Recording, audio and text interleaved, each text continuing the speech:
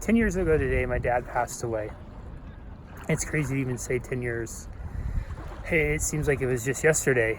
And as with anything that's especially emotionally impactful, when we have anniversary dates, times on the calendar that pop up, it really does seem like it was just the other day, not 3,000 plus days have passed. I've been spending a lot of time this morning reflecting on my dad and what his legacy is to me, and things about him, things I miss, things I wish I could still do, and all that I've learned from him in life and in his death. And I thought I'd share 5 of them with you today. So I hope you'll stick with me, and do me a favor too. Don't just listen to this message, but if you stick with this video, think about, as you listen, think about how you can apply this in your life, because my hope is that you don't just hear and that's that, but you take it and make it applicable. So the first one is to feel through emotion. You know, on a day like today, or a day like any day, there could be a wide range of emotions that come up, depending on what field of psychology you subscribe to, or what your religious belief is, or your background, or your cultural beliefs. There's anywhere from 1,000 to like 4,000 plus named emotions that we can go through and experience. And some of them can happen at random. Some of them can seem like they come out of nowhere. And that doesn't make it right, wrong, good, bad, or anything. It just means that in that moment, there's something that's causing you to feel. It could be the way the water sounds in the background. It could be the note on a song, and all of a sudden it triggers a memory from you that you haven't thought of in years. You're not even aware you think of the memory, but what happens is you have an emotion that comes up as a cause of that. So give yourself permission to feel through. There's nothing wrong with feeling what you feel. Just give yourself permission to feel through it, which leads to number 2.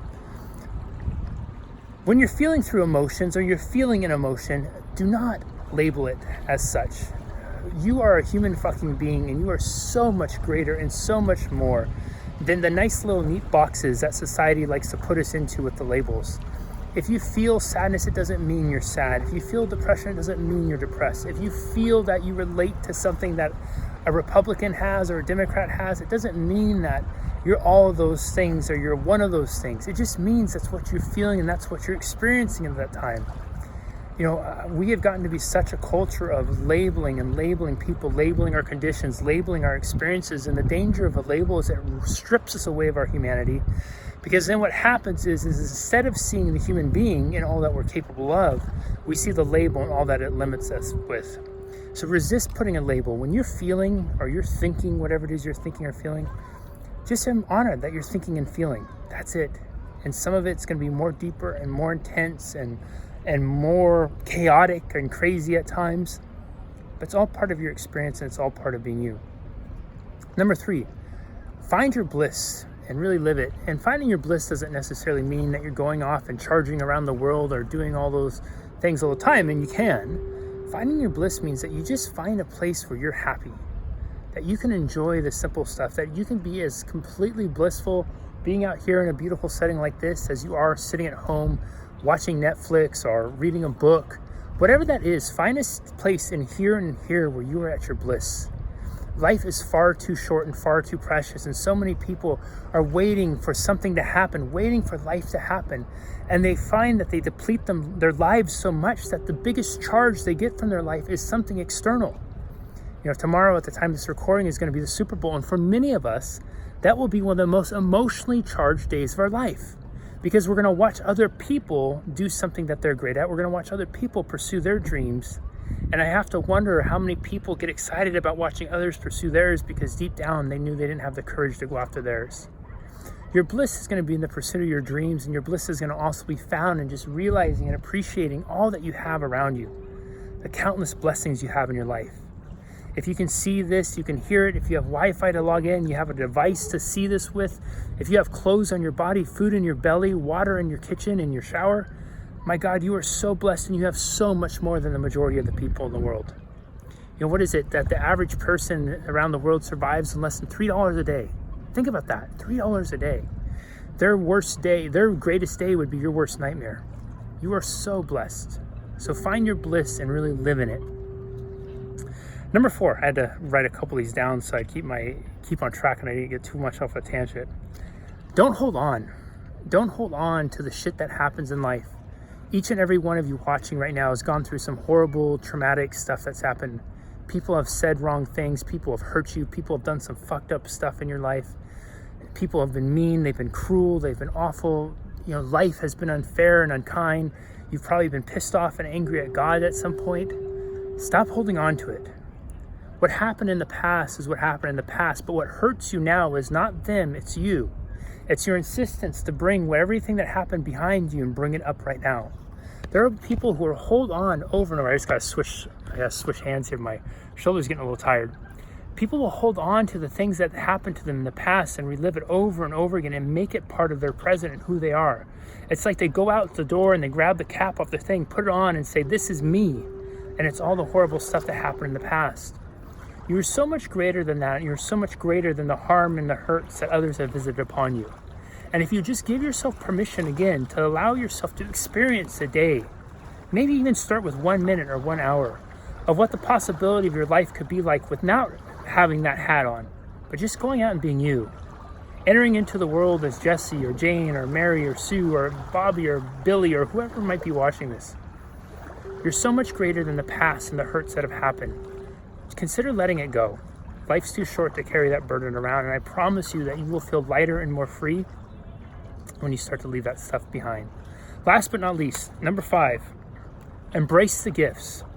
What I mean by this specifically is not just the gifts that you have and all the blessings in your life, but embrace the gifts of the horrible stuff that's happened. I remember, and I'm trying to remember who it was that said it, but I read once that somebody said the fastest way to change your life is if you can find a way to make your worst day into your best day. And as callous and cold and insensitive as that might seem, there is such a profoundly deep wisdom and truth to that. I'll give you an example of this. In the last 24 hours, or maybe last 48, I guess, I've had conversations with several people who have lost loved ones.